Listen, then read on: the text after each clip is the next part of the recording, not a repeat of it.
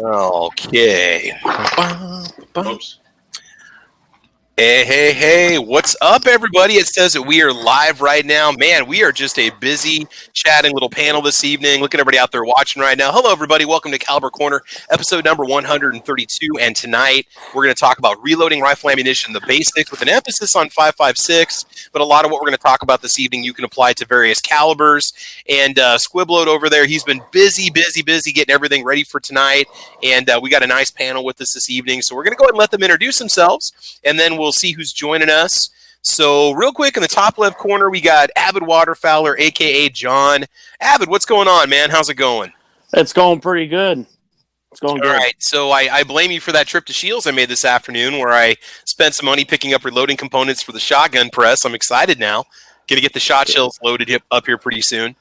It's going to be awesome, but I don't think you have to apologize. All right. It really was all my pleasure. There's something cool when you get to go to the gun store and you pick up a shopping cart. It just says, "I'm here for real." You know, that's something that doesn't happen all the time. They have in a special spot where they're all lit up and sanitized and stuff. So anyway, I appreciate all your help and thanks for joining us last week for anytime. The shot shell chat. I thought that was great. I went back and watched a lot of it again, and a lot of what you covered. You know, obviously it's helping me with my my MEC press and my mech press that I've got downstairs. So. And we'll be getting the bench all set up here, and we'll be working our way into handgun and rifle ammo too. So, all right. So John's with us again. All right. Off to his right, we got Squibload. Squib, you need to slow down there, man. You're making me feel lazy. I'm just sitting here drinking my coffee. You're doing all the hard work tonight. How you doing, sir? Doing pretty good. Yeah, I'm just playing around with this. I'm not doing any serious reloading. Today I was listening to The Closer by Whoosh, and I whipped up 55 rounds of ammo on a single stage. And yesterday, I thought I'd blow the dust off this stuff because I haven't touched it in months, and whipped up 100 rounds once again on a single stage. And actually did the case prep on this a year ago, and the cases sat for a year.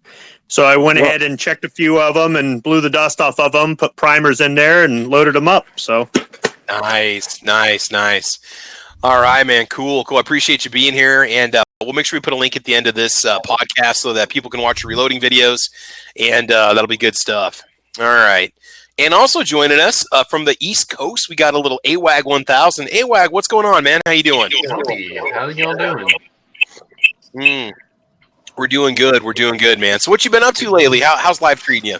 I've been doing pretty good. Been doing a lot of research and development on long-range precision rifles. So If you guys want to learn more about anything and everything long-range, check out a website called The Sniper's Hide. They will help you. It's a forum, and you basically ask questions on there. And there are so many people that know exactly what they're talking about and can definitely help you out if you have any questions getting out past 500 yards. That's awesome, man. And as soon as you get your rifles into production, make sure you let us know, and we'll definitely take care of you. So. All right. I'm starting small, only little accessories right now. Yeah. Awesome, man. All right. And moving along here, Alaskan Ballistics is with us. Alaskan, did you bring a twin with you or what?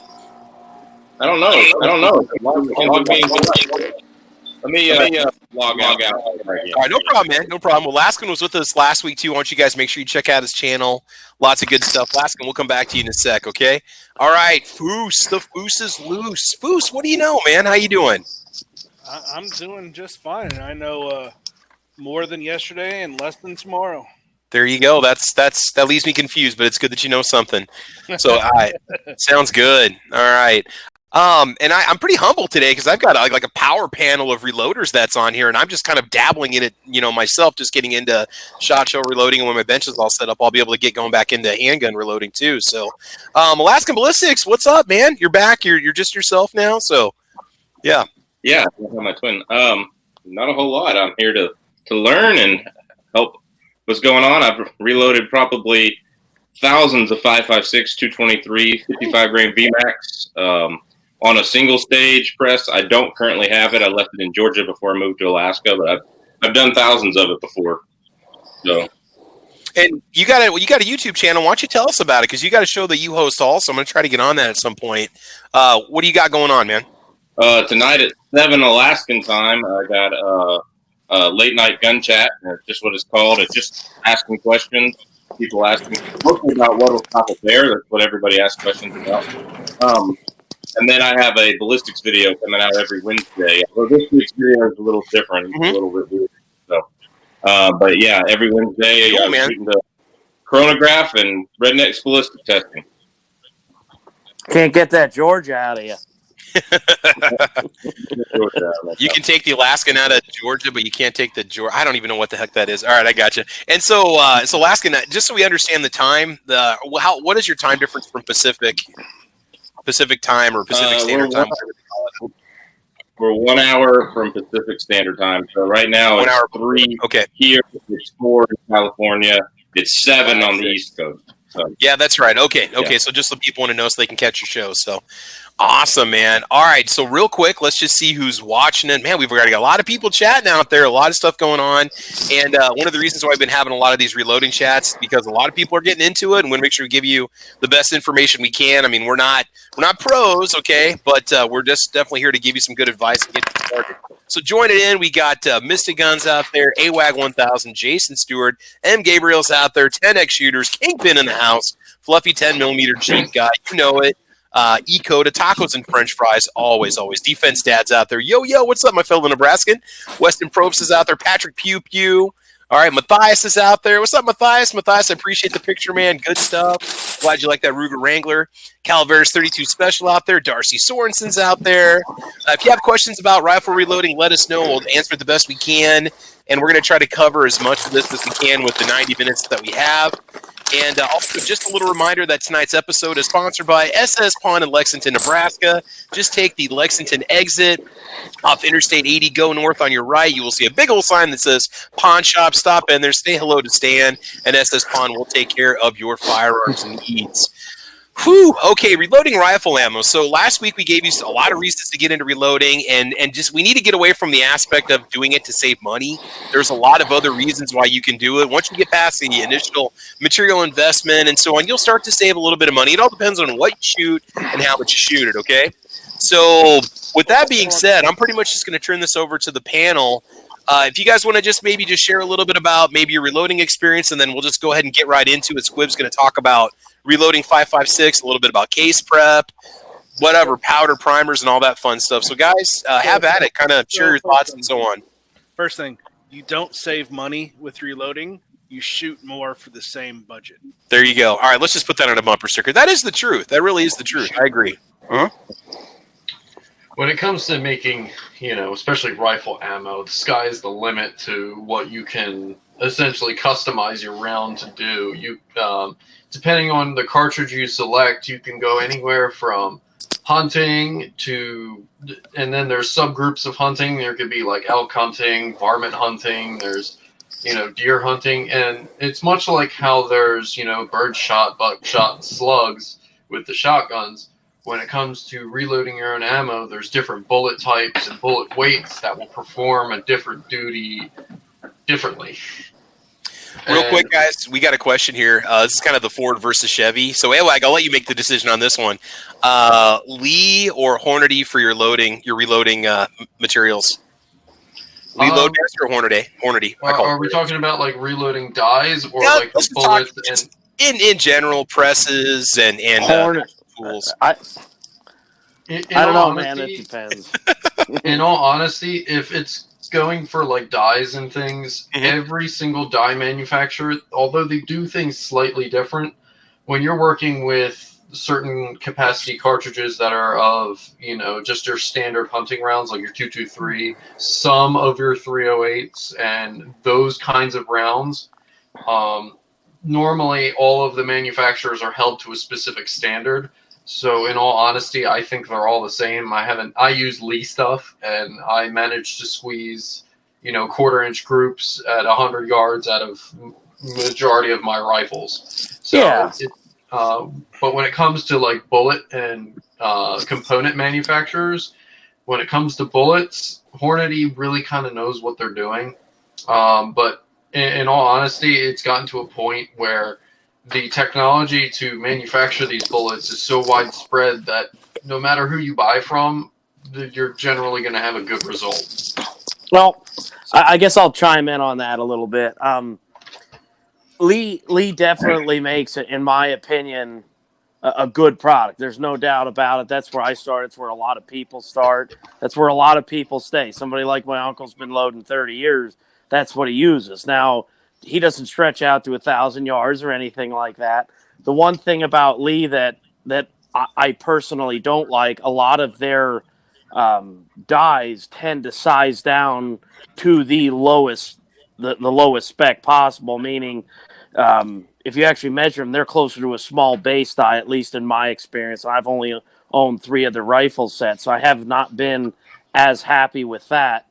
And I know there's other manufacturers that do that, but if you look at RCBS or Redding, which is most of the die sets that I use, or say Forester or something like that, a higher end die, they tend to size out larger, or you have to specify small base die.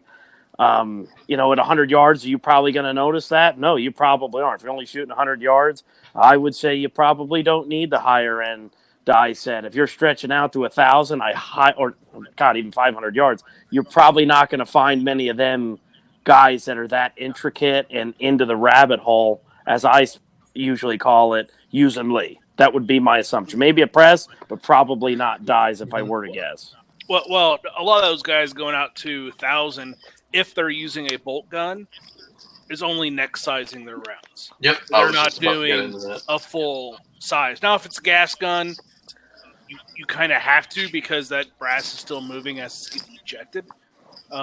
So you will have to size all the way down. But then you size, like if you have a tight chamber, yes, use Lee. If you get away with a Lima or something that doesn't work the brass as much, you'll do something else. And of course, people have annealers and everything else. Yeah, now I control working the brass by I measure shoulder bump. Mm-hmm. So I don't neck size, because I find that I get better concentricity if I don't. So what I do is I measure the shoulder. I measure with the case gauge, or not a case gauge, sorry, the Hornady set. I can't remember what the heck this is called. The Headspace comparator kit. That's what I do. So after I fire a round, if it stretched, say, 6,000s, for example, what I do is I adjust my die, my sizing die, that I actually, maybe I size a thou at most. So I'm getting a really, like when I go to close the bolt, like my target is that when I go to close the bolt, instead of just maybe needing a tiny bit of pressure to get that closed, not a lot, just a tiny bit, like where you can hardly notice, where you actually have to take the spring and firing pin out to even notice that you have pressure there. And like I said to you, when I started doing that and I got rid of neck sizing, my groups tightened. But like I said, that's me, and that I didn't get that idea from myself. I got that from some other long range shooters that I know that are much more. They're much better at the craft than I am. And going back to a broader sense. Hey, real quick here, let's let Rich. Hold on a sec. Okay. No, go anyway. No, I was going to go on something pretty. Hey, Rich, why don't you go ahead and get your plug in for the channel here? Okay. Yeah, Rich White, go ahead, buddy. Hey, how's it going? Good, man. Be sure to check out This Week Unloaded when we do it on over on the Unloaded Media channel. Didn't do it this week because I hadn't really slept in like 4 days, and I finally crashed yesterday. So, man. Yeah. No problem, dude. What time is that show typically? It's usually start time between 8 and 9 p.m. Eastern. Okay. Give people a chance to get done watching Yankee or Crazy Scotsman show before they come over, because they both start around 7 o'clock-ish. So give people time to, if they're Yankee or Scotsman's talking about something interesting, give them time to finish up what they're talking about before they come over. Okay. And like Kingpin, sometimes he'll be on Scotsman's panel, so it gives them a chance to wind things up over there before he comes over and jumps on our show. So. Cool, man. Cool. Hey, AWAG, go ahead and continue on that. Then I think we'll let Squib go and get started with the reloading. All right. Well, I was just going to say, in a broader sense, what's better about reloading rifle ammunition instead of, buying like match grade ammo is that each firearm is completely different from the next one. You can have two, let's just say, Savage Model 10s. Two of them made off the same assembly line, made off the same parts, made off the same person that assembled them, and they will shoot match-grade ammo completely differently. Absolutely. So with hand loading, you can change all of these variables, which is like your powder types. Powder burns differently depending on the lot or what type of powder it is. And your brass has different thickness wall, like the wall thickness throughout the whole case. And depending on the case that you have, you can get better, better fire when it burns. When the powder burns, it gets more consistent burn, which gives you more consistent speeds. You can have bullet jam or jump, which is the contact between the ogive of the bullet, which is the semi-curve, like halfway up that curve before it gets to the straight part of the bullet that makes contacts with with the lands and the grooves.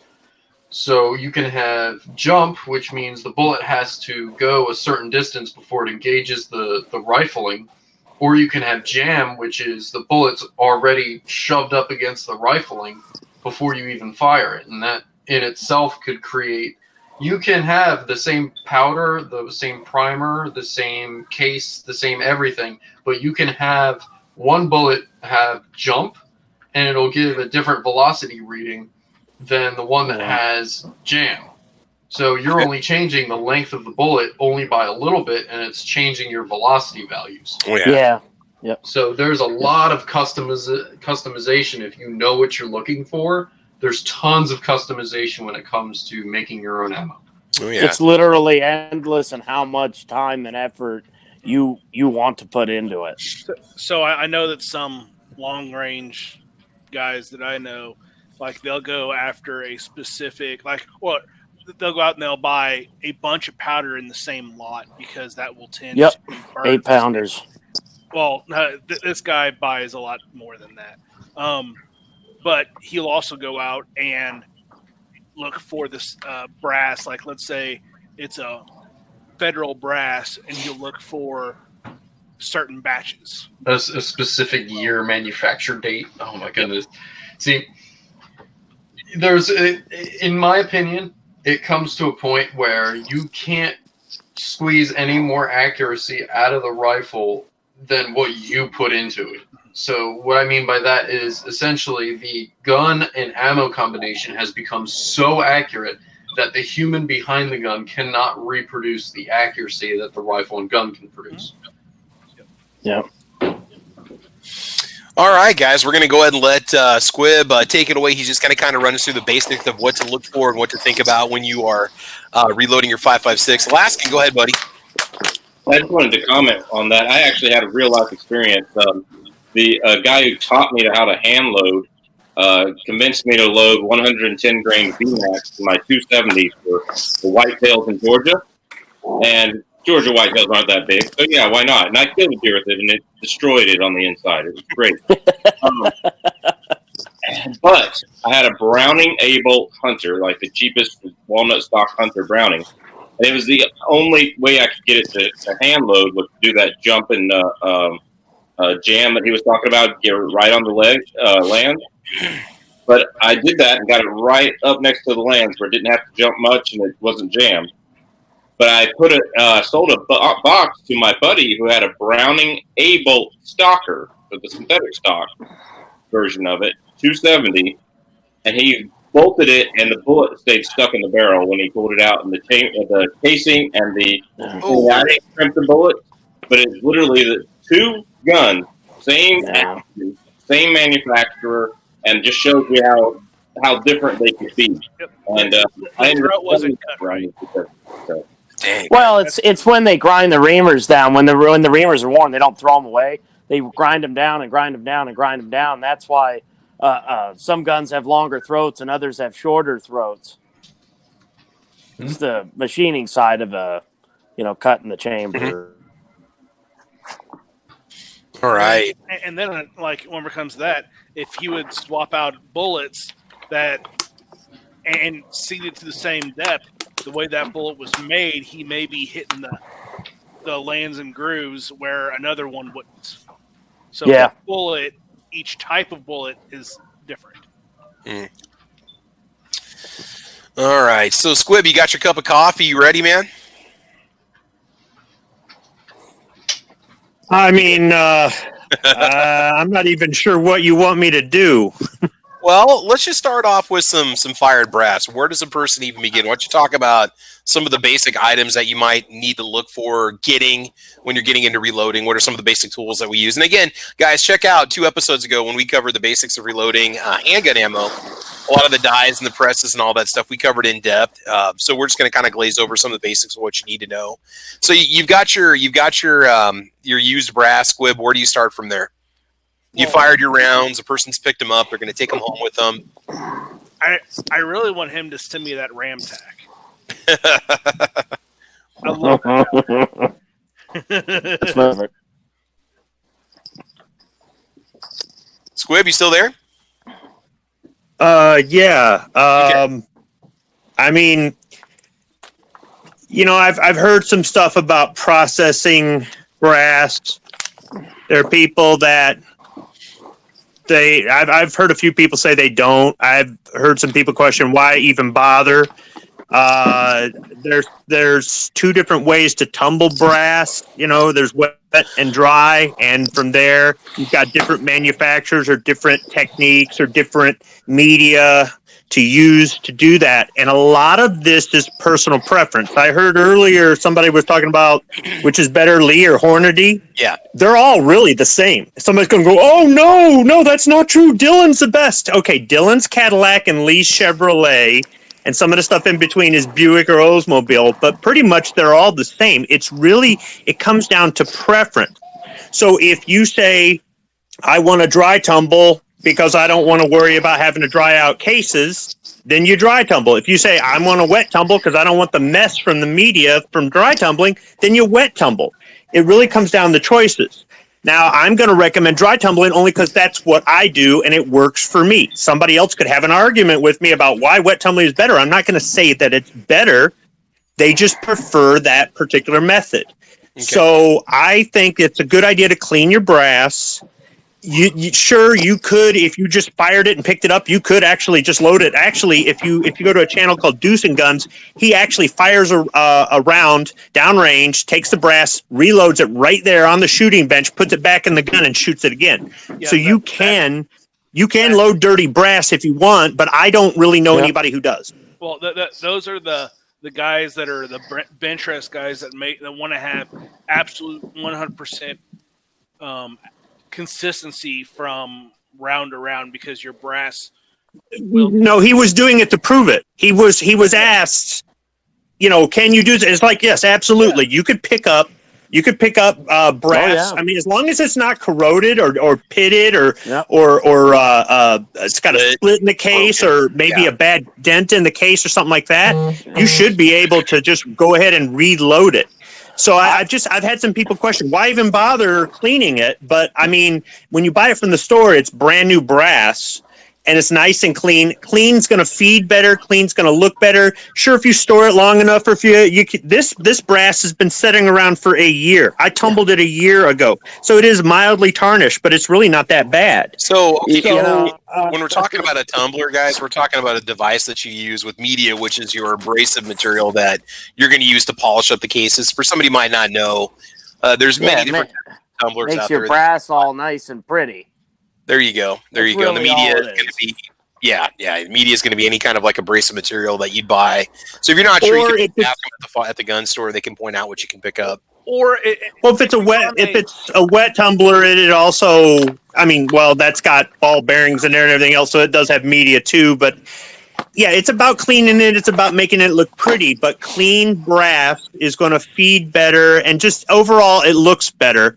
So just for the few people that I've had question why bother at all, it's kind of like that is actually one of the easiest things to do in the beginning if you're just getting into reloading and you're trying to learn how to do this and you're like, I don't want to spend a whole bunch of money at first and I'm not really sure what to do. You can literally pick up buckets of cases at the range if your range lets you do that, bring it home and tumble it and clean it. and store it until you get to a point where you've got more equipment to reload. If you wanted to get in progressively, a little at a time, not buy everything all at once. If you didn't have enough money or you wanted to get a little here, a little there, tumbling is something that you can always do, and it gets your brass ready for when you are ready to reload. But depending on which method you use, and even within that, there's still a lot of preference, and that's one of the things. It's kind of hard to I guess it's kind of hard to explain some of the stuff because somebody else will go, no, that's not how you do it, and there's a lot of opinion in reloading. Bring that up. My uncle's reloaded almost as long as I am old, and I introduced him to a tumbler 3 years ago. He just started using a tumbler 3 years ago. I mean, honestly, and now he says he doesn't know how he lives without it. There is one negative if you possibly don't tumble, and he did this once, he said, is he had some grit on the outside of his breast, say maybe sand or a rock or something. He scratched the inside of his thigh, and I had to polish it out. But that's one time in a lot of years, 20-some years. Let's go with 25 years. So another thing is it depends on what powder. There are some powders that I have fired that the inside of the brass looks perfectly fine. It looks just like the outside. And that's a really clean burning powder. And there are some that I've fired that looks like sewer pipes been down there and there's crap everywhere. So it depends on what powders you're running as well. Because if you have a really dirty powder and you don't clean, you are having buildup on the inside of that case, and it's shrinking the volume of that case ever so slightly with each round. And guys, don't forget, you want to make sure you pick up a reloading guide, either a Lee or a Lyman or whatever. Make sure you get yourself a reloading guide. Start reading through it. Join something like the Reloaders Network. Check them out online, and definitely start to inform yourself. You just don't want to just jump right into it. Make sure you know what you're buying for powder and bullets and primer and all that stuff, and it's all in the reloading manual. Yeah, Laskin, go ahead, buddy. So I just wanted to ask a question. Do you guys tumble before you deprime or after? I always did it. I always did a wet clean after, so that it cleaned my primer pocket out as well, and I didn't have to clean the primer pocket in a separate step. Yeah. But just wondering what you. Yep. So I make my own lube. It's more of a swaging lube. It's thicker than anything else. So I go and I size it there and prime, and then I do go ahead and clean again to get that lube off. That's how I do it. I know a lot of people don't do it like that, but I made a bunch of it. It's fine. I was running a 5-hole turret press. 5-hole progressive, so I didn't have enough spots anyway. So I need to size and deprime, so I just did it that way. Now that I have a bigger press, I don't have a conversion for it, but if I do get a conversion for it, I'll probably lube and then run it through, trim, everything at the same time. So when I first started, I was tumbling with the old primers in. Somebody told me, no, you got to pop the primers out first. So I deprimed it all, tumbled it, and you know what I noticed? Absolutely nothing. Once again, it comes down to opinion and preference. And if you're new to reloading or you're trying to figure this stuff out, it is so confusing because if you ask 5 different reloaders the same question, you're going to get 5 different answers, and they're all right. Unless they're telling you to do something unsafe, they're all right. If you ask five reloaders the same question, you'll get 8 different answers. Yes. Absolutely. Well, yeah, but I mean, they're okay. For example, give you a good example. Your answer, Foos, is you won't save money. You'll shoot the same amount of money or shoot more ammo for the same amount of money. And the first thing I thought was, no, I save money. Well, I reload for a different reason than you. So that's why our answers are different. It's not just different equipment or different experience. It's different reasons.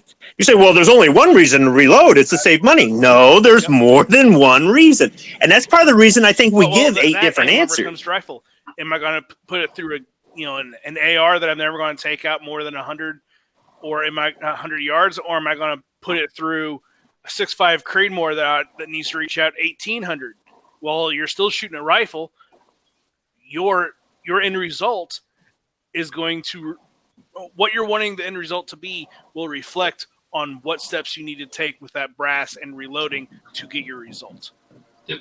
And that's, And if you're new to reloading, and you're just figure out how to do it, and then later on you want to get more precision, or you want to start maybe making some crazy hand loads or whatever it is, you'll find your way. You'll figure out, and with that comes maybe changes in your equipment too. Maybe at first you get some really basic equipment, but then later on maybe you try something a little bit more expensive or a little bit more elaborate because you are doing more precision type stuff, because maybe you are shooting competitively, or you're doing distance shooting, or the sky's the limit. It really is. Maybe you're trying to reproduce an old military load that doesn't exist anymore, and you're trying to do research, and you're trying to match up the closest to this. There's so many different things you can do with it. So for those out there listening that are thinking about getting into this or just got into this and they're just really confused, don't worry, it comes with time. After a while, this stuff gets, the way I reload is different than other people, because most of the stuff I reload is target ammo. But that doesn't mean I can't make anything precision. I make precision loads for hunting, right? So, but that doesn't mean that my way is the only way. What we're talking about here with the tumbling, here's the primer pocket. This is what the primer goes in. Now, the old primer's been popped out by a decapping die.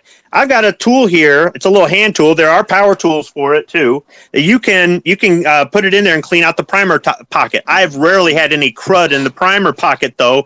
For the most part, it isn't really. If you pop the primer out and tumble it, or you leave the primer in and tumble it, you're probably going to end up with about the same result. But once again, it just comes down to what your preference is. So if over time you say, no, I'm going to tumble it because I want a cleaner primer pocket, hey man, it's all you. Don't worry, you're not doing the wrong thing. Guys, I probably do it a little different than you guys. I have a little bit more time invested. It's just what I choose to do. I decap first, and then I wet tumble everything. So I got a 6-year-old kid that helps. So I try to keep the lead away from. A lot of you guys know the lead is really in the primer residue. So I prefer to wet tumble, and then my brass is clean. I don't need to worry about, being panicked about, getting lead in a kid system, which is obviously worse than it is an adult. Then what I do after that is for 223, because that's we're on 556. I then size and trim, and then throw it right into a tumbler to get the lube off, to get the lube off. Yeah. So that brings up another thing is, you do it one way because of your child. Let's say some people really may like brass prep, so they'll do everything by hand because it's enjoyable, or you'll see people doing stuff while they're watching TV because that's what they choose to do, because that's what they find enjoyable. Reloading, wet tumbling, each part of reloading, it's what you like to do. Yeah, wet tumbling also saves you time cleaning the primer pocket, so I don't have to do it with a tool or anything like that. It does it for me. Yep. So that's also nice. Like if you're one of them guys that has to scrape a pocket, well, you don't have to worry about that with a wet tumbler. So it is an advantage to it, but it is an extra step. So and do you wet tumble with media, with stainless? Yeah, I use stainless pens. Mine are worn out. They're not cleaning as good as they used to. Well, see, I use a solution, so I don't need pins. Yeah, the brass juice. Yep. So I do that. So that's a different case. He could use Dawn and Lemon Shine. I use brass juice. Yes, it costs me more, but I don't have to deal with pins, so I don't have to deal with two pins getting stuck in your pocket. Yeah. And it's almost like, what are you willing to put up with, right? You do it one way for this reason or that. You do it this, and for you, this is a lot of work, and for you, this isn't a lot of work. And once again, it might be confusing to somebody new, but don't worry, you'll pick it up as you go along, and you'll find out what works for you.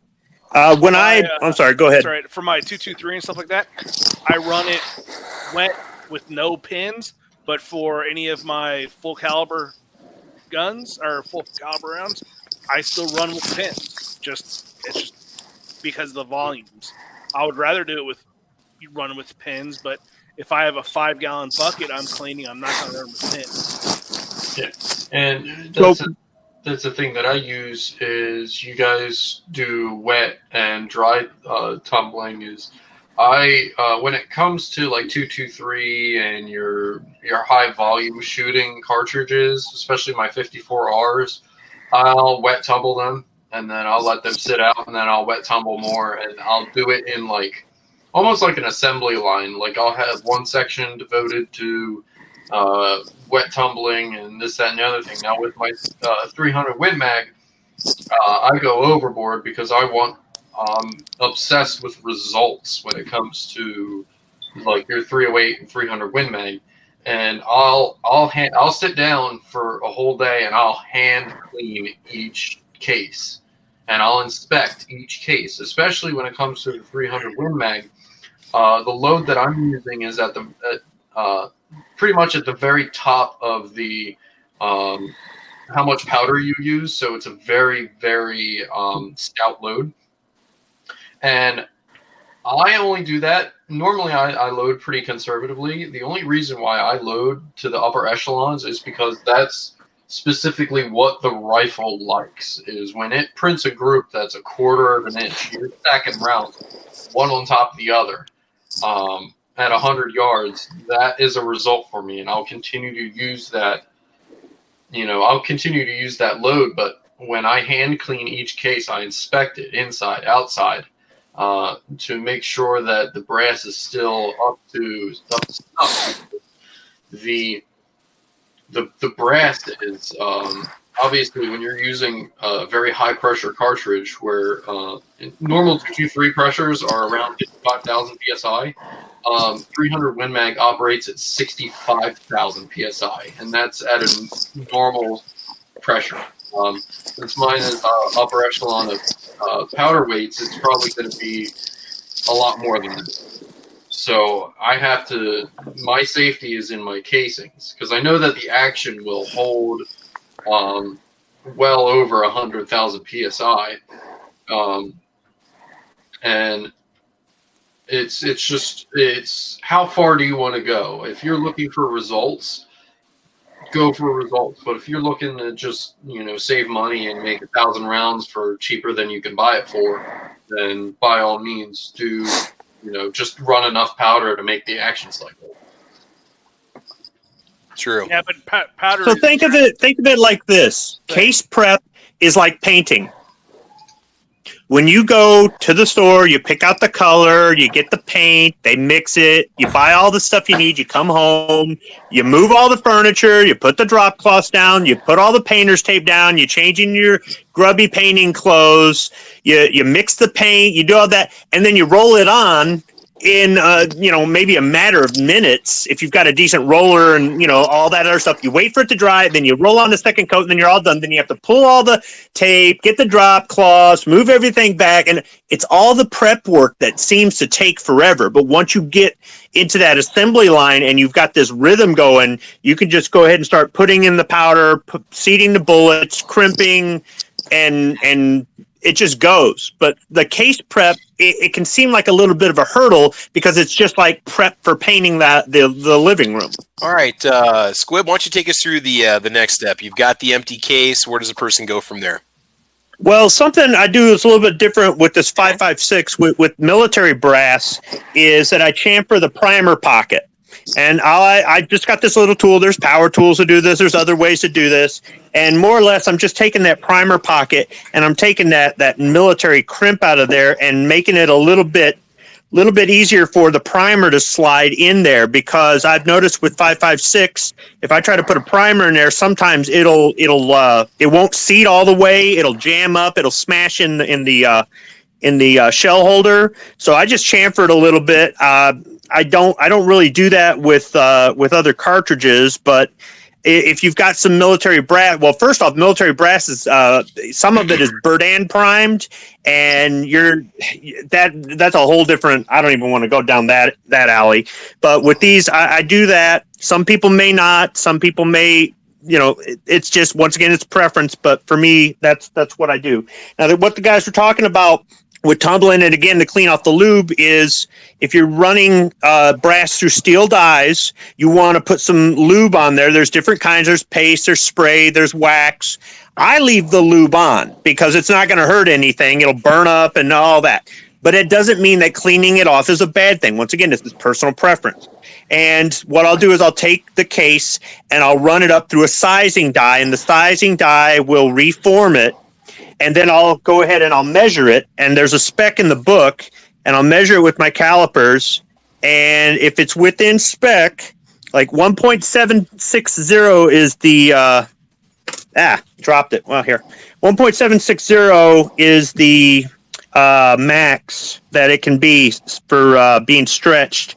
And this is at 1.750. So I'm within spec. Another way you could do it is with a case gauge. I don't really use them, but I've got one here to show. It drops in the case gauge. You're good to go. There's different. Once again, this is another thing. You've got different forms of measurement, and you can measure each one if you want to, or if you've got some other system. Once again, that's personal preference. If you have new brass, you can skip this step because you don't need to do that. But if you have new brass, you're not reloading. You're hand loading it, so it's a little bit different. After that, I go ahead and I seat the primer, and then, seat the primer, put the primer in, whatever you want to call it, prime it, and then I put it in a press with another die, and I seat the bullet in there. Then I move it over to another press with another die, or if I have a multi-station press, I could move to a different station, and I put a crimp in it. Then I measure the overall length of the final product. There's a spec in the book for that. I measure the overall length, and as long as it's within spec, then I'm good to go. And what I do is I make notes. So what I put down here is the caliber, the date that I made it, and then all the components I used, and then what was the min and max case length that I measured before I loaded it, what was the min and max overall length afterward. I make notes on that, and then when I go to the range, I record how well it worked, and if I have good results, I make sure I note that, and then I save it in a log, and then if I want to go ahead and make a batch of ammo again, I can use my own reload information. If it wasn't cycling the gun well, maybe I think I need to increase the charge, that I have some other kind of issues with it, then I'll go ahead and I'll put that in the notes, and maybe I'll come back and change my formula for the new bit. reloaders. But do you hit target for trim on the low side, or do you go a little bit below, like I do hear some guys do for 5.56? I don't reload it as much. I might reload 2,500 rounds a year. I don't shoot it as much as probably most of you guys. I was actually asked this today. Somebody commented on one of my videos and was asking, and I think they were trying to get my specific number, which I don't want to give. But I've talked to other reloaders about this because I was doing it for a while and wasn't sure if I was doing the right thing because I had good results with it. But with 5.56 223, I will load it below the tolerance. There's a trim to length in the book. That's your minimum. I don't know why they don't just call it minimum, but they call it trim to length. And I've gone, I'm not going to say how far below that with 5.56. Okay. I haven't tried it with other calibers, okay? But with 5, I've done it, and I haven't had a problem. But that's also in an AR-15. I've never tried it like in a bolt gun or a Mini 14 or something else like that, like a Tavor or something else. So I'm not really too sure how well it would work in another platform. But in a couple different AR-15s, I've done it. About it is, like I said, and I haven't had an issue. Expert in that.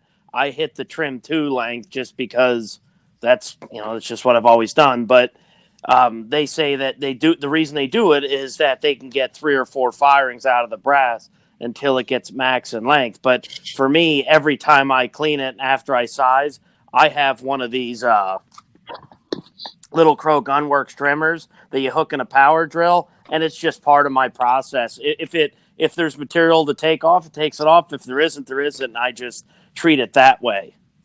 I don't have, like I said, I haven't done it as much as probably, most of the guys here. Yeah, when it comes to so what we're talking about for the people who are trying to learn or interested is when you shoot your round, the brass stretches. Now, this really happens more so with rifle brass. I've heard some people say it never happens with straight wall cartridges. I've trimmed straight wall cartridges, but not very often. Not very often. With your bottleneck cartridges, with your rifle brass, it will stretch. If you cut it down a little bit below and you go and you go ahead and reload it and it feeds and everything else and works just fine, it may stretch it back to within spec. I'm not saying to necessarily do that hoping for that result. It will stretch so many times before it just gets to be it's either the brass is too weak or the case is too short and you've got to scrap it. How many times is that? Well, that really just depends on how much the brass deforms. But what we're talking about with trimming it, and there's different tools, once again, different tools and different techniques for this. But for example, I use a die that you thread into a press, and I drop this tool in here, this quick trim tool, and I do it by hand and just spin around. There are power tools for this. There's different ways to do this. I chose this way. Somebody else may choose a different way. But after you run it through the sizing die, which is the first die you use, and that sizing die will deprime it if you haven't already deprimed it beforehand for cleaning. After you're going to go ahead and measure it, and then if you need to trim it, that's where you would trim it.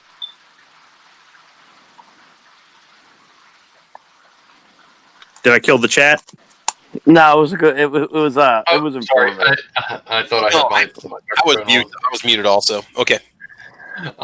When it comes to, when I reload for bolt guns most of the time, the only semi-auto that I reload specifically for is probably my PSL. And that's only because when I built that rifle, I set the headspace very tight. So normal ammo will give a very high pressure sign. Not a dangerous level, but it'll still show a sort of a sign called cratering, which is when the firing pin hits the primer, the pressure is so high that it'll create like a little crater in it. I haven't heard of that before. Yeah, it goes. I think that has to do with more of the firing pin to the channel fit. So that's more of like a gun specific thing. Like if for example, you go get like a Christensen arms, you're probably not going to have crating. You're going to get pressure signs elsewhere. Before I have a Tom Center Compass, real cheap rifle, that gets cratering, but I don't get any actual pressure signs on the brass, which is what you should be most concerned about, and that's something that you would call like ejector marks or something. So your little ejector, you'll start getting a little round impression, and actually starts to show on the case head. That's how you really know you're hitting pressure, and you've got to back off. All right, Squibs, what are you doing there? Since I'm just doing this small batch, I measured all of them, and I was just double checking them because I didn't write down my min and max case length. And this is just something I do. You don't have to do this, but I put these in for my reload notes. I did find one that was below the trim to length. I'm not going to say by how much, but I'm going to go ahead and load it because I've loaded them shorter than that. And once again, that's just with this caliber. It's just with experience. And after I did it and didn't have any bad results, I talked to some other guys I knew that had been doing this longer than me, and they're like, yeah, it's not a big deal. I don't recommend it, and I'm not going to tell you what number I got either. So, but that's personal preference. There's some people that, they'll say never load to max, and I load a lot of my stuff hot. Now, I wouldn't say the very first time you go to load cartridges, you load them as hot as possible. But also be very careful, because if you load them close to the min, you may have cycling issues. Start it close to the minimum, but make sure that just in case your scale's off a little bit, that maybe you're not right at the line. But with some of these, there's a very tight tolerance. There's only a few grains of powder difference between the min and max. It's not like you've got this 10 or 20 grain sweep. So, and that may intimidate some people, but really just as long as you know your equipment, and you're taking your time and you're double checking stuff, especially at first, you'll be just fine with that. I went ahead and I put primers in this priming tool. Now, there are so many different ways to prime brass. This is just this is off press priming. There's on press priming. This is just one of the ways I do it. I've actually got 3 different ways to do it here in case one of them breaks. And I also keep spare parts for this one because it uses plastic parts. And we all know that plastics are not very strong. I mean, just look at Glocks, right? So anyhow, hey, I work in plastics, man. I'm telling you what, metal is where you need to be. Just a hand primer, also. Anyhow, that's kind of basically the same idea as what you got there. That's mounted, but it's just a little bit harder to use. Right. Yeah. And to give you an example, okay, so here's a shell holder off of a press that I just dropped on the floor. Okay. Here's a shell holder. This is what your case actually slides into. This is on the press. Without the shell holder, you're not going to have the shell in there properly, and you're going to go in all wonky. On the off-press priming tool that Lee sells, and I don't know if the other manufacturers do that as well, of course, only on camera am I not going to be able to get this out. It's got a different shell holder. That it will hold the shell, right? But you can see they're different. Why doesn't Lee make the same, just have this tool use this? I have no idea. But you've got to buy this set with the tool if it doesn't come in a kit. And that's something that you just need to do some research on to make sure, say you get this one or the hand primer that looks just like this or whatever, and then you don't have the shell holders, you're going to be there going, oh man, the one in my press doesn't work on this. So it's sometimes you got to do a little bit of research, just ask some people that you know that have been reloading, and you can find out what works. And I'm not going to necessarily endorse one brand or another per se. What I found with what I do is I like this brand or this style of tool for this. I like this brand or this style of tool for that. Somebody else might say, no, I'm going to make them all the same. Hey, man, do whatever you want to do. That's the beauty of reloading. You've got a lot of options here. And, of course, now I have a stuck primer. Only on camera. This is easier with videos where you can edit it. Yeah, there we go. And... yeah, just screwed it up right on camera because I'm trying to rush it. That's what don't rush. Right, man. Don't worry about it. These are things that people are going to run into when they do this. So, Well, when you're working with anything that's a mechanical device, you are going to have some form of stoppage in some point in time. So, expect something like that to happen. I went ahead and I screwed up this. It's in the scrap now. It's done because I rushed it. Yeah, somewhere in here it got time. We got plenty of time. Well, if I open this up now, it's all going to spill out. This is what I mean about having more than one tool to do the same job. And from time to time, this stuff will happen. Lee was selling these initially with plastic springs in them, and they would wear out. Now they've got a metal spring in there, and they aren't as prone to wear out. But something happened here. One of the primers jammed in it. If I did break this, I've got some spare parts over there. I just throw some parts in here and get it up and running. If I didn't have those parts, I would just go to one of my other priming tools. This is not necessarily the best, but somebody may be looking at this going, well, that just absolutely sucks. Once again, personal preference. It also really depends on how much you're willing to spend, too. Hey, Avid, we went ahead and muted you. There's a little bit of background noise. Slow and steady will get you a primer in the pocket. I'm checking it out. So I'm just going to go ahead and prime all this brass, and then I'll be adding some powder here in a little bit. So I don't know what else you want. No, just kind of going through the process, things you need to look for, and so on. And again, your manual obviously is going to tell you which powder you need to use. You want to get yourself some calipers. If you buy like an all-in-one kit like I did, you're going to get the priming tool. You're going to get quite a bit of what you need, but there's a lot of little things that you run into, like some of those bushings you were talking about, the shell holders. The calipers, obviously something that you can buy. You can get yourself a little $10 one at Harbor Freight if you want to. On a lot of this reloading equipment, man, sky's the limit. You're limited by your pocketbook when it comes to figuring out exactly what a person needs. And again, in terms of presses, and that's one thing too, I'll just tell you guys right now, a lot of your reloading supplies are sold out online because a lot of people are now jumping into reloading. I'm just noticing this myself. Prices are weird. Like some of the kits I've noticed really went up in price, but some of the individual presses and stuff like that, the prices are pretty consistent, but a lot of things are on back order. Like right now I'm trying to get a variable charge bar for my my mech shot shell press, and I can't find one anywhere. And so there's a lot of stuff that's just on back order right now. So don't be frustrated. Look around a little bit. I know like Cabela's and Bass Pro and stuff, they usually sell all-in-one kits that you can buy, and you can go with RCBS, or you can go with Lee, or you can go with Hornady if you want to, or you can go Dillon if you want to. You got a lot of options. Now, let's see. Abbott, back there, you've got a Dillon setup. Is that what that is?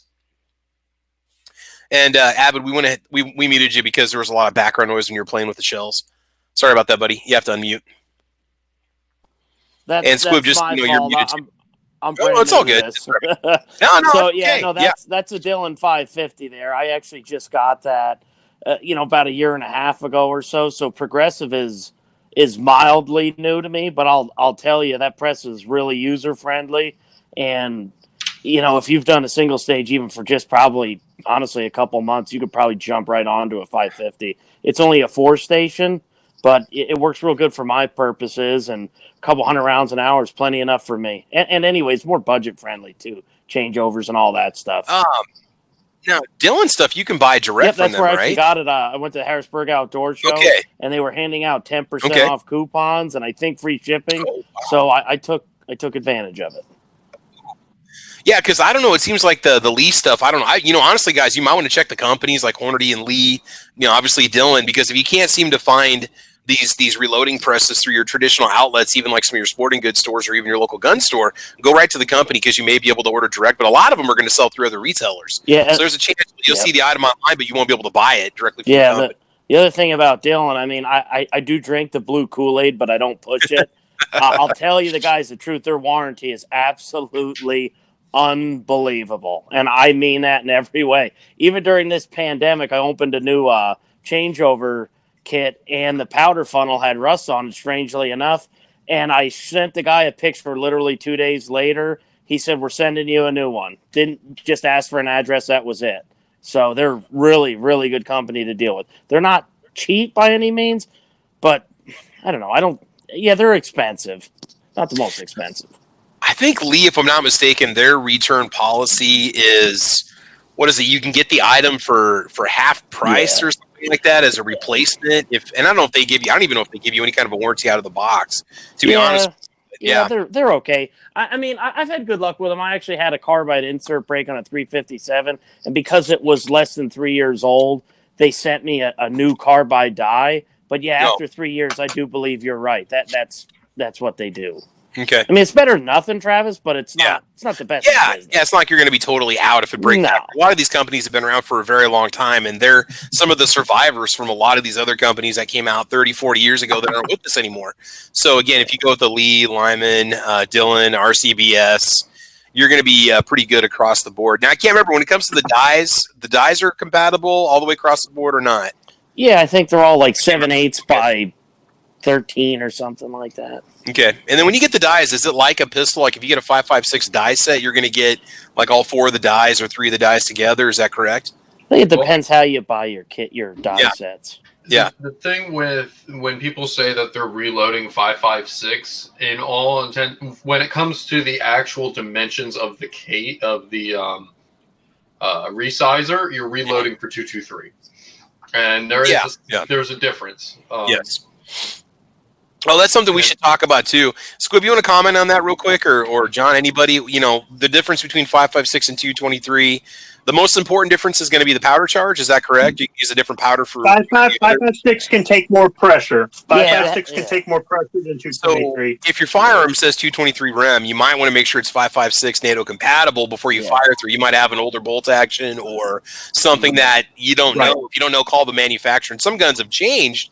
Wasn't it like the Mini 14s maybe used to be 223 Remington? Now they're I think you're right. 6 compatible, but they're still marked 223 rem. So you want to be very careful with that. So you're not running, a lot of people say, it doesn't matter. No, it does. It matters. You're running higher pressure. It matters. It matters. You don't want to have, it's just like 308. 308 is more powerful than 7.62 by 51 NATO. So it's the opposite. Mm-hmm. So I mean, you probably get away with it a couple times, but a steady diet of it is not right. I know a while ago I used to see ARs that were marked 223 Remington. And this was not like within like five, like varmint guns, especially like a 20-inch barrel varmint gun. I wonder if they were 5.56 NATO compatible. I don't know. So there were a lot of guns by Bushmaster and Remington and DPMS and that whole line that if they were a precision varmint gun, they were 223, especially the Remingtons. Yeah. Like the parts since Remington shutting down that whole line, I've seen the part kits online and they say barrel 223 only. And I actually had a friend who had a Bushmaster that was 223 only. But we did a bunch of hand loading, and you can run 5.56 brass right through a 223 die. It's not even a question. And then he looked at the back when I gave him a bunch of rounds. He said, "This is 5.56." I go, "No, it's not. It's 223." I ran it through a 223 die, and it works just fine. Yeah, the big difference, guys, between 223 and 5.56 is what you call free bore, meaning how far away the throat is. That's why you can run the higher pressures. The bullet has more time until it contacts the lands. That's really that big difference there. That's why they can load it up, say 2 more grains or, a grain and a half or 2.5 grains. That's the reason they can do that. Quick question on this one. This comes from Calaveras 32 Special. For basic 40 Smith & Wesson plinker loads, suggested faster setup than RCBS single stage. And he said on a budget. So Calaveras, you would for a way to go for single stage? For basic 40 Smith & Wesson plinking loads, get rid of the 40 Smith & Wesson and get a 45 ACP. Oh, man, that's not an option. So let's go back to the 40. No, I have a better option. All right.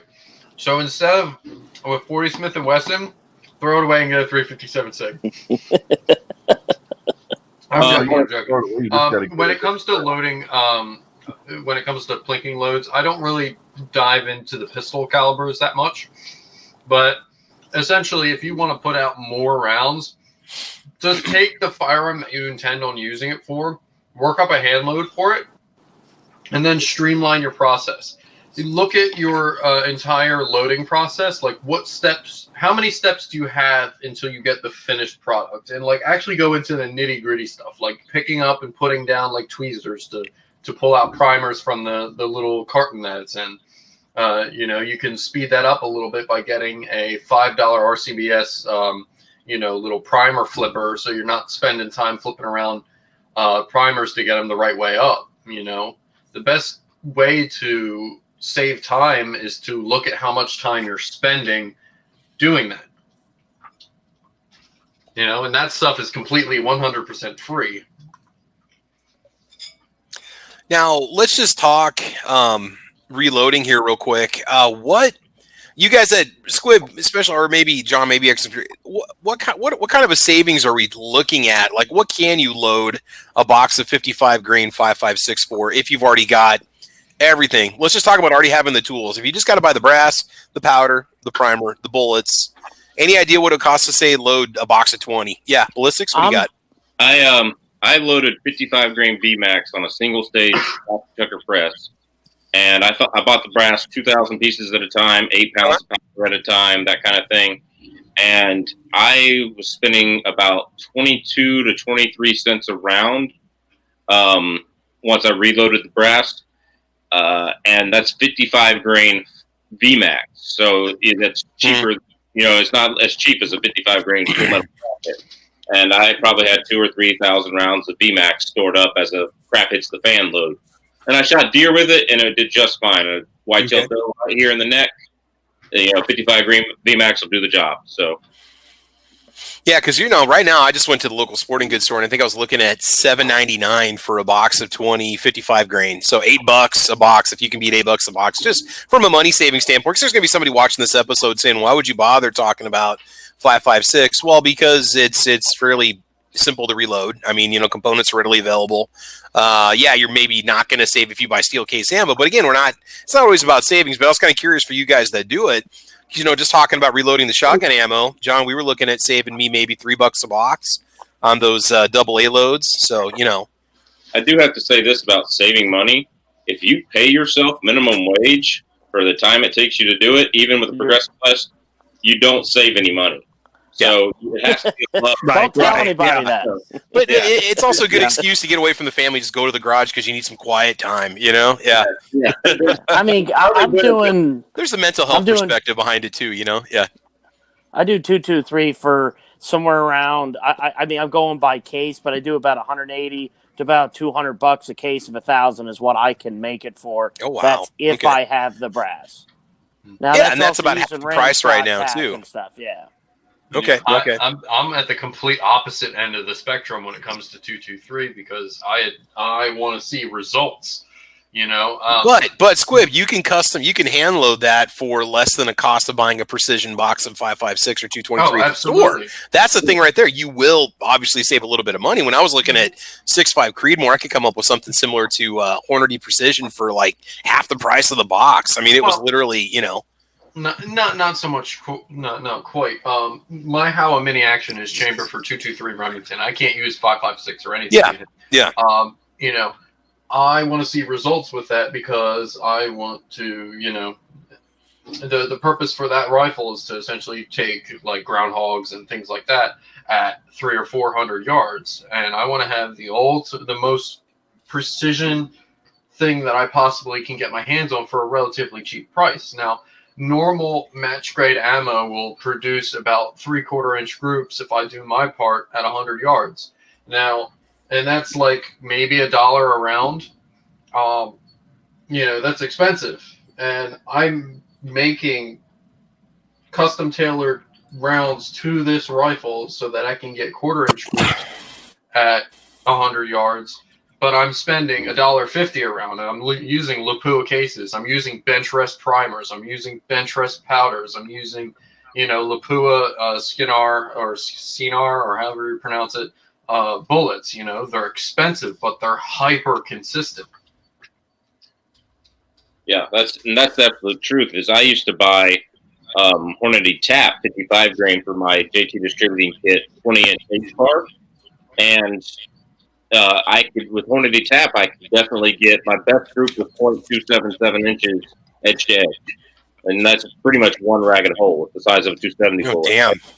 And if I could shoot like that all the time, you know, I would know my name. But you know, I can't.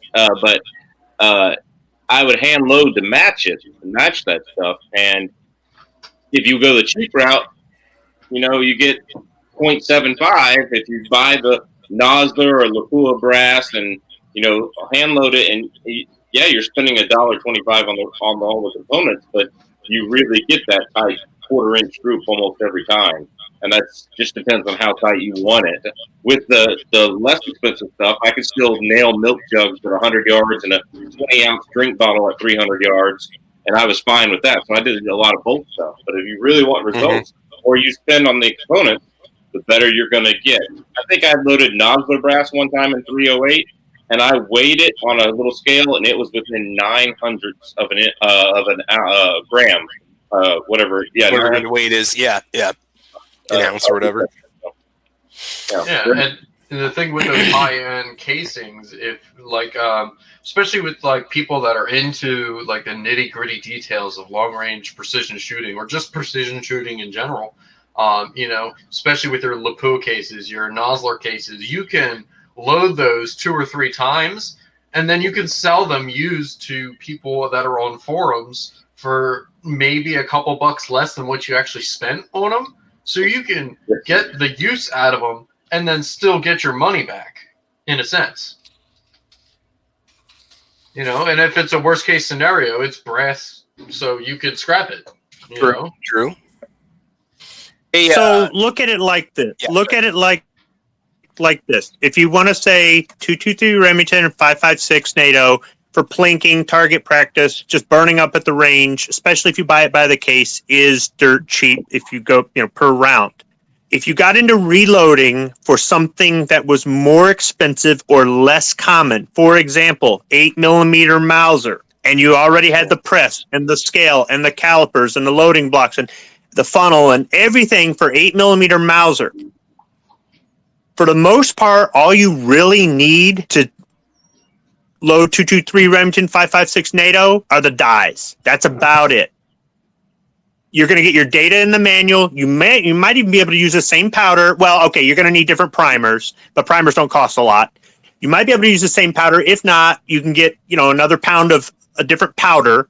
but you've already got everything you need to load a rifle cartridge, and just switching over. Okay, yeah, bullet too. Before anybody gets all specific, yes, sure, there are some things, but for the most part, if you've already invested because you're shooting something more expensive, for example, when I take out my 44 Magnum rifle, pretty much everything I shoot through there for the most part are reloads. And I from time to time, I'll buy some new stuff and try it out or something. But most of it is stuff I make. I don't even think about the cost. And the same equipment I use to save money shooting the 44, I can justify loading something like 223 Remington because I've got the equipment for loading the more expensive round or the more difficult to obtain round. Why not just use it for everything? Yeah. Hey, Squib, you want to take us through the process of what you got sitting there? We got about 20 minutes before we got to call it. All right, so I went ahead and measured up some powder. I'm running a charge that I got out of the book here. So I've got some ready to go here, and I've got a second one. The case is primed; it's ready to go. I'm loading it in this single stage press. Oh wait, how about if I put the powder in first? Otherwise, I'll end up with a squid load.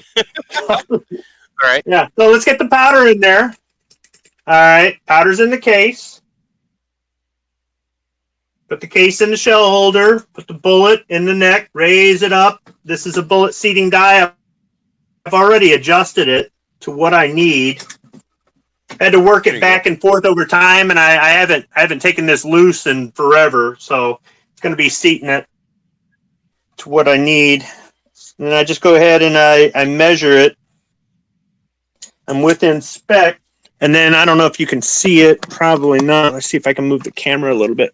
Over here, this little press, the one that I recommend everybody get. If you want a cheap single-stage press for just doing one-off type operations, this inexpensive Lee single-stage right here is great for all kinds of stuff.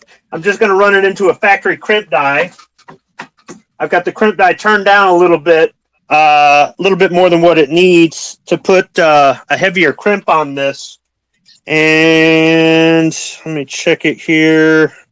Go back to the reload manual. Yeah, that second press you showed off. I want to say they were like $20 on Amazon, if I'm not mistaken. I think that's what I paid for mine because I bought a second press after I got my kit. I didn't get any of that stuff out for tonight because we covered it 2 episodes ago. So, guys, you can check out Caliber Corner 130. I think if you want to see more specific info on each one of these items. I just want to say that Lee factory. I'll do one more here. The what? What's that? The Lee factory crimp die he's using is absolutely awesome. I've used it in many calibers. The only jam I've ever had in my J2 distributing kit H-bar was from a round I didn't crimp. Oh. So I forgot to crimp. So I learned my lesson. Now, there's a taper crimp and there's a roll crimp. Some dies, for example, this is a Hornady die in this Lee press here. This one you can set for a taper. I think you can set it for both a taper and a roll crimp. But for me, I found that using the Lee die that's separate, that just does the factory crimp, that's what they call it, it's the lazy man's way. You can play with this so that you get it to just seat the bullet to the depth you want, and then you can take it a second step and kind of work it back and forth and make adjustments on it to both seat it and crimp it. Well, just throwing the die in there, it's easy. And what I do with this die here, you can follow the instructions, but more or less, the more you lower it, the further up the case goes, the tighter the crimp is on it. So what I found is with my first couple, if it was a little loose or something like that, I might increase the crimp a little bit. But for the most part, it's pretty straightforward. It's a pretty simple process. I want to say there's kind of, yeah. I mean, it's just, I guess it's a little bit easier if you're doing it to show you than it really is on camera. Yeah, we're following along pretty good. Let me get out another bullet here. All right. Do you have a preference for bullets? Squib, who do you usually get your bullets from? No, I go with for the most part just a lot of, for this I like to use 55 grain full metal jacket or 55 grain full metal jacket boat tails. But I mean, to give you an example, I'm really throwing some money away here. I guess you could say if I just plink with these, but that's probably all I'm going to end up doing. Here's some Barnes TSX. These are 55 grain flat base TXS bullets. This is something that would be kind of more of maybe a defense or hunting kind of round. And I'm going to make up 10, 15 of these and just plink with them, which is kind of overkill. But I thought, yeah, something different.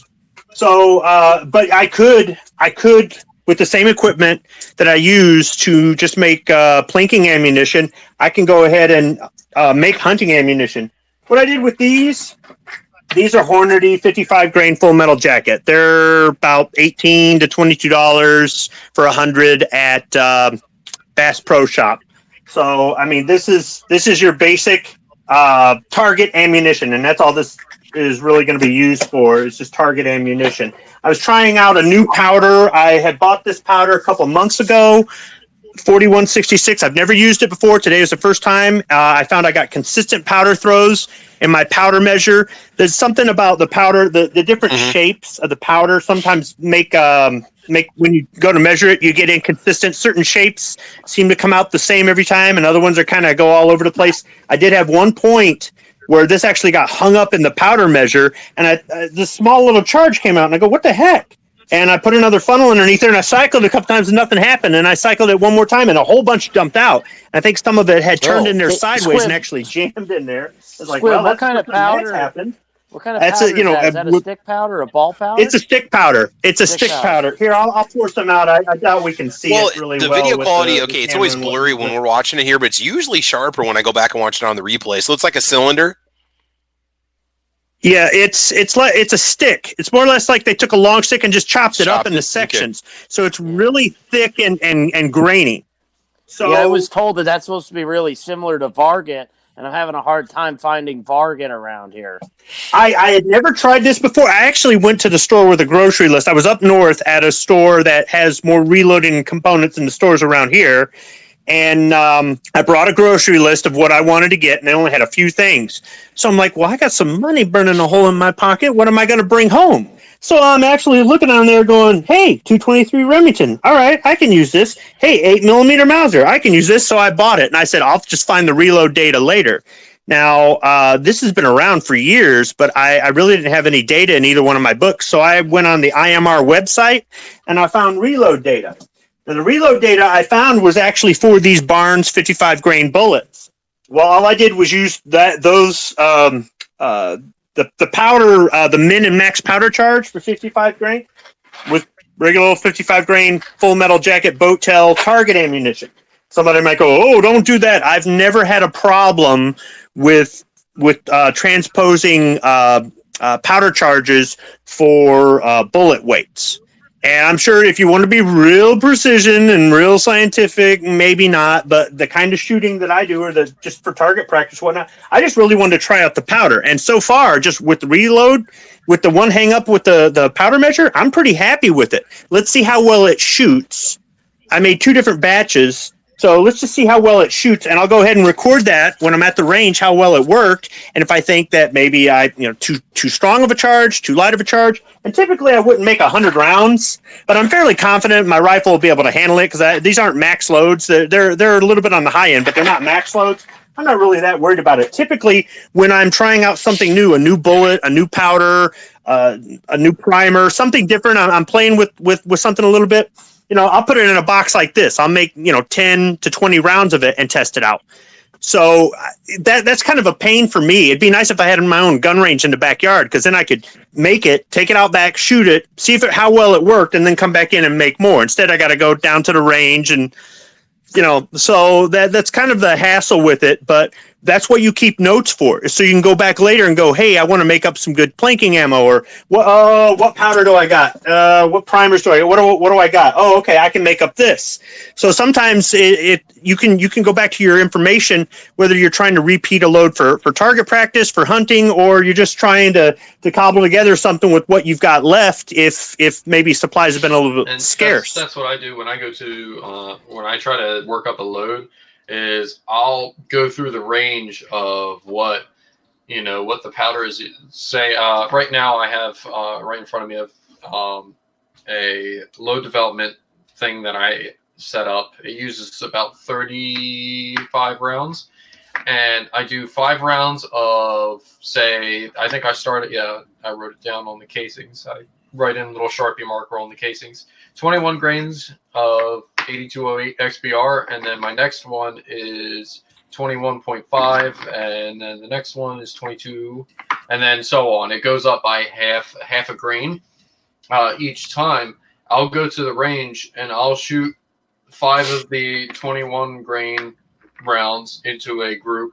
Then I'll move on to another target with the 21.5. Then I'll move on to the 22, then the 22.5, and so on until I see those groups shrink. And it'll get to a point where the groups will shrink to a certain size, and then they'll start opening back up. And then once you get to the place where they start shrinking, I go in between those powder charges to see if I can get those groups to be even smaller. You go take the 2 smallest groups, and then you go in between them. And that's essentially how I work up a load. And then once I get that all sorted out, then I write down in a notebook. I have a notebook for every single rifle that I have. It's each notebook is specific to the rifle, and then I'll write down like, hey, this powder charge and this bullet weight with this bullet seating depth with this casing and this primer combo gives this result. And then I'll test that round over the course of a couple months due to the temperature changes and see how much that changes my group. Now, I'm going way into detail and way more than most people will, mostly because I want results. And going back to a question that you asked Squid, Travis, what bullets do you particularly use? I have 3 that are my go-to, which is Lapua is my number 1. Nosler, I'm particularly a fan of their RDF series, which is a very low drag bullet. It's a very pointy bullet. It cuts through the wind better and gives flatter trajectories compared to other bullets of that same grain weight. And then if I'm really hurting, I'll go for a Sierra. Okay. Yeah. Cool, man. So Squib there, he's measuring out the powder. He's got a scale out there. For the scales, you get yourself a good digital scale. I think I've got, I can never remember, Frankfurt Arsenal, Frankfurt Armory. I think my scale was maybe $30 or $35. And, Hornady makes one you can get. Otherwise, if you get like the Lee kit, you're going to get an old balance scale like what you had in chemistry class back in high school. You get those with it too. So, yeah. I'm measuring each charge only because I'm making a few cartridges. Sure. Typically, you would use a powder measure, or you would either have it on top of your press and it would throw the powder into the case, or you would have it mounted. I've got it off camera. You would have it mounted, and you could put the case underneath there, or you can dump it into the powder. And each time you throw it, it's supposed to throw a consistent charge. Sometimes it's off by 1/10 here, 2/10 there, and that's really personal preference. Are you really trying to get it down to the nanometer, or are you okay with it being just a little off this way or that way? But for the most part, you're trying to get a consistent charge. So don't think the way I'm measuring it is, you're going to be like, oh man, it'll take me all day to make 50 rounds. I'm just making a small batch. It's faster for me to measure 10 times with this than it is for me to set up the powder measure, which I could use again and again and again and again to throw a consistent load. And, what AWAG was talking about with regard to brands and stuff like that. Yeah, I'm not partial to one brand or another on this. Yeah, I've got Lapua bullets here too. Who wouldn't want to put a finished bullet in their finished rifle, right? So I'm not going to say one. I guess I'm the same way with the reloading component or the tools. I'm not going to necessarily say one brand is better than another. Yes, Dillon is the Cadillac, and Lapua does make some of the best stuff. But as far as I've used PPU bullets, I've used Winchester bullets, I've used Hornady bullets, I've used Remington bullets. Barnes. No, I haven't used Berger yet. I haven't used Berger. And then there's a bunch of manufacturers out there that do more, I guess, kind of out of their garage kind of things. You'll see that with a lot of powder coated bullets and stuff like that. You can go to Joe Blow Bullet Company, and the guy's making it himself and shipping out. So when you go to Midway USA or Brownells and are out of stock, And then maybe you go to some of the other ones like Graf and Son or Powder Valley or something like that, and they're still out of stock too. If you go to Joe Blow Bullet Company, they might be a little bit more expensive or they might be a little bit more specialty, but they may have stuff in stock. So it's something to look for, and you'll find what works good for you. The first deer I shot or that I killed was I was with the Sierra jacketed soft point that I loaded myself. And the second one I got was with Hornady factory ammo. And then the third one I got was with, I think, a reload with Hornady. And then the fourth one I used Underwood. Or not Underwood, I'm sorry, Lehigh Defense Bullet. Instead of me buying the Underwood ammo with the Lehigh Bullet, I bought the Lehigh Bullets and just loaded them myself. So, I found just good results with all kinds of different ones, depending on what the thing is. But if you find one brand that you really like, then stick with it. It's just like Ford or Chevy, right? So, question before we have to leave here, guys. Did we ever answer Calaveras' question? For basic 40 Smith & Wesson Plinker suggested faster setup than RCBS single stage. You could probably get a Lee Progressive press for about the price of an RCBS single stage, couldn't you? I mean, the Lees are a little bit lower cost. I mean, if you want to go that route, if you want to go for a Progressive, they have that new 4-hole Progressive. Who does? Lee does?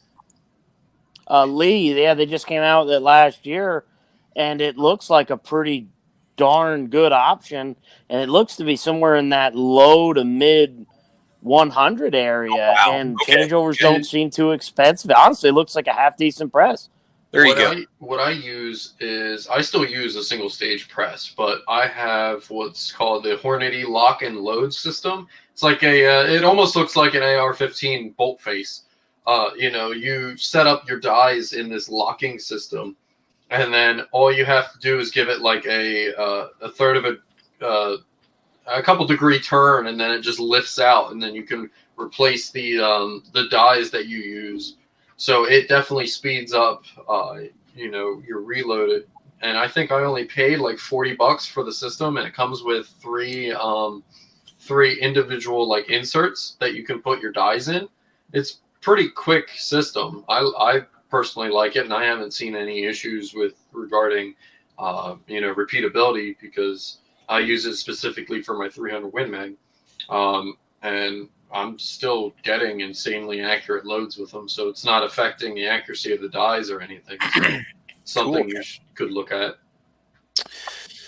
All right. Hey, I think we're going to go ahead and call it. We're kind of coming up on 7:30. That's about the time that that I like to do that. So, guys, make sure you go back and check episode 130 and 131.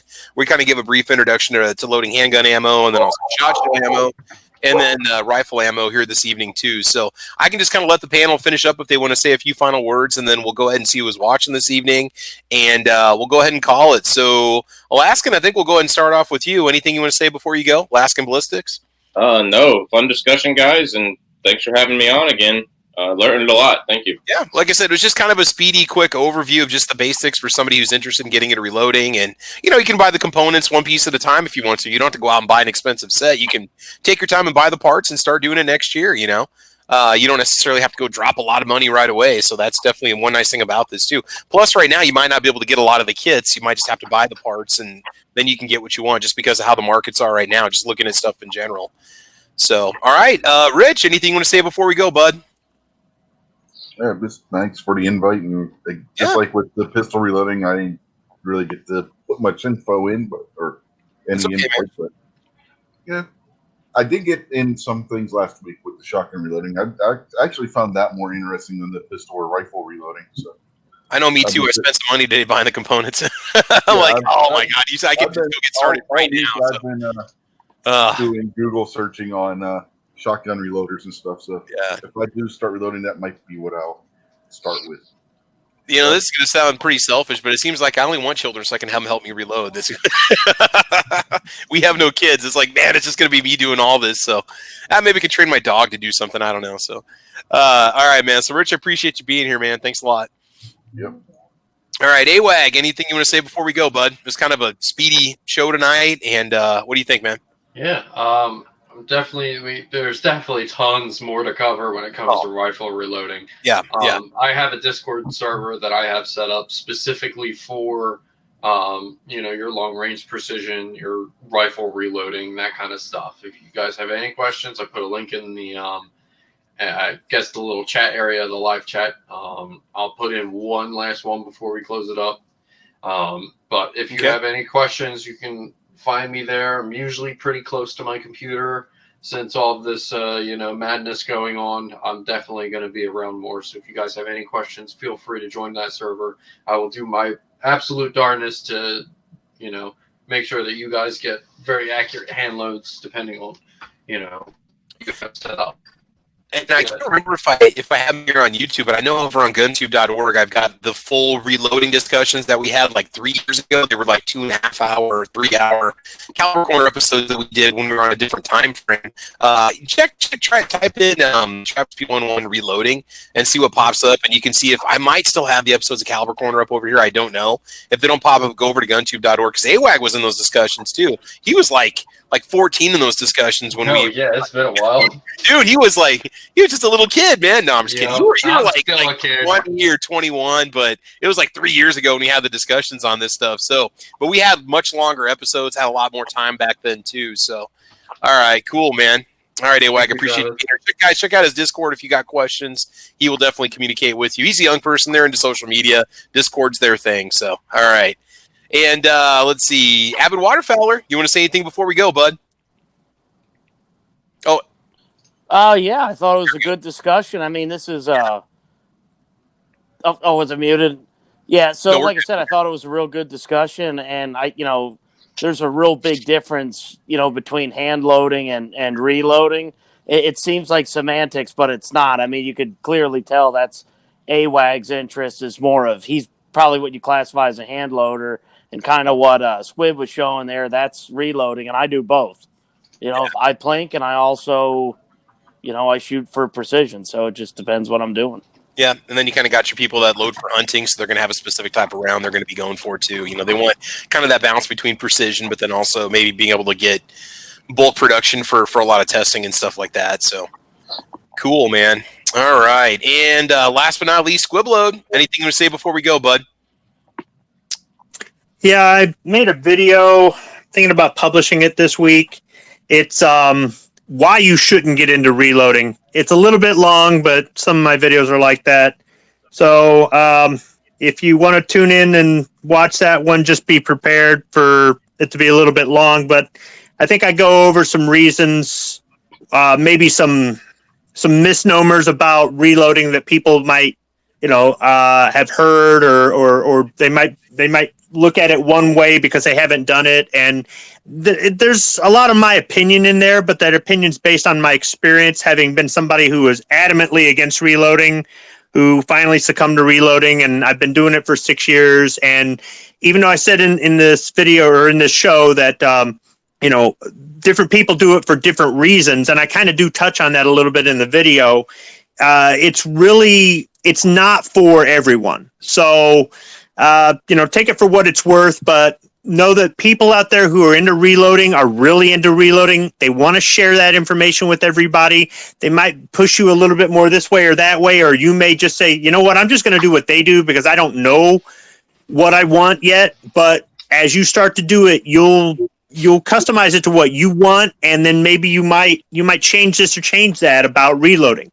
But don't let some of the things, if you want to get into it, if you really want to get into it, don't let some of the things that might intimidate you stop you from doing it. Yeah, it's a ton of information initially, but if you've got anybody that's a gun nut or somebody who's a gun guy or gun gal, and they reload, just start talking to them about it, and they're going to be great about just starting to get you the basic introduction to it. Just take the dive and get yourself like maybe an all-in-one kit, or do some research and see the basic components you need to get started. There's a lot of forums you can join. I've got a link for one in this video for the Reloaders Network. You can go click on that. You can say, hey, I'm new. Where do I start? It's just like me talking to Avid Waterfowler here this afternoon. I said, all right, I want to do some 12 gauge reloading, 2 3/4 inch shells, 1 1/8 ounce shot. Where do I start, man? And he directed me to the powder and the primer and the shot, the wads that I need for it, the holes. I mean, and within an hour, I basically had everything I needed in my shopping cart. Just got to come home and fine tune the press now and get it going. So it's a lot of information initially, but if you're very careful about it and consistent, it's, I mean, a lot of people can't get into it. You just got to have the patience for it. You got to have the time for it.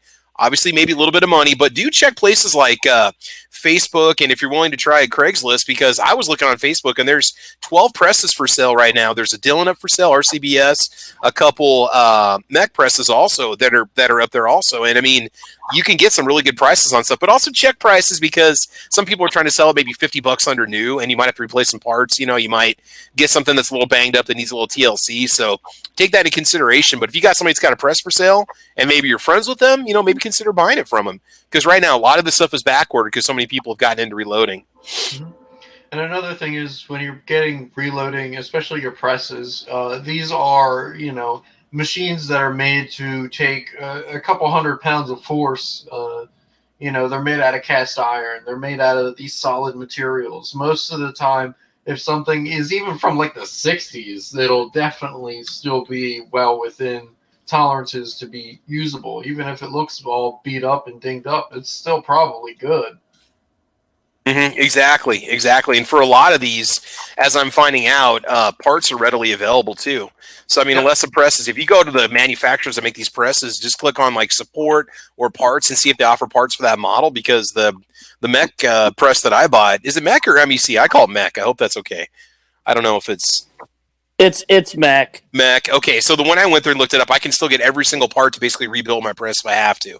So I mean, you're going to be fine if you buy something. And the one that I bought was made between 82 and 85, I think is what we said. So I can't even do the math on that. It's what, 35 years old or something. So I mean, it's yeah. I'm born in 85, Travis. Oh my God, and 70, and I was 8, so that just kind of automatically, you know, it's just your facial hair makes you look older. That's all. So, yeah. All right. I thought it was what I do for a living. Yeah, there you go. Exactly, man. Exactly.